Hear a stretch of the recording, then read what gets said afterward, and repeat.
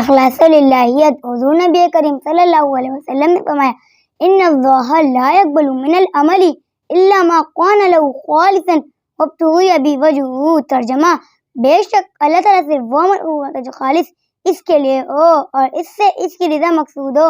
مقصدیت یعنی اس حدیث کا مقصد یہ ہے کہ اخلاص یہ ہے کہ انسان ظاہر و باطنی عمل اللہ کی رضا کی خاطر سر انجام دے، جو ہر قسم کے دکھلاوے اور ریا سے پاک ہو، ان کا باطن ظاہر سے زیادہ اچھا و ستھرا ہو۔ یاد رکھیں، اخلاص عمل کی اساس و بنیاد اور روح ہے۔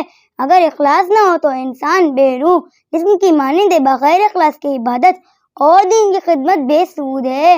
اگر اخلاص موجود ہو تو تھوڑے عمل کا زیادہ اجر ملتا ہے۔ یاد رکھ، اخلاص جو ہے رائے الہی، کامیابی، خوشی و مسرت اور ذہنی سکون میسر آتا ہے، ورنہ بے سکونی انسان کا مقدر بن جاتی ہے، چاہے وہ شخص دینی خدمات ہی کیوں نہ سر انجام دے رہا ہو۔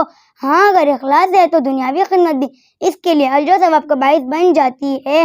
وہ ذاتی بار تعالیٰ ہے جس کے لیے انسان سب کچھ کرتا ہے، ظاہر کو نہیں بلکہ باطن کی کیفیت کا مشاہدہ کرتے ہیں۔ فرمایا کس نہ تو اللہ تعالیٰ کو ان قربانیوں کا گوشت پہنچتا ہے اور نہ ہی ان کا خون، مگر اسے تمہاری طرف سے تقویٰ پہنچتا ہے۔ سورۃ الحج سورۃ نمبر 22 آیت نمبر 37۔ یقیناً اللہ تعالیٰ صورتیں نہیں بلکہ دل دیکھتا ہے، اس لیے اخلاص جیسی نعمت کا حاصل ہو جانا اللہ کریم کا بہت بڑا افضل و احسان اور مہربانی ہے۔ خزینہ حفظ حدیث صفحہ نمبر 44۔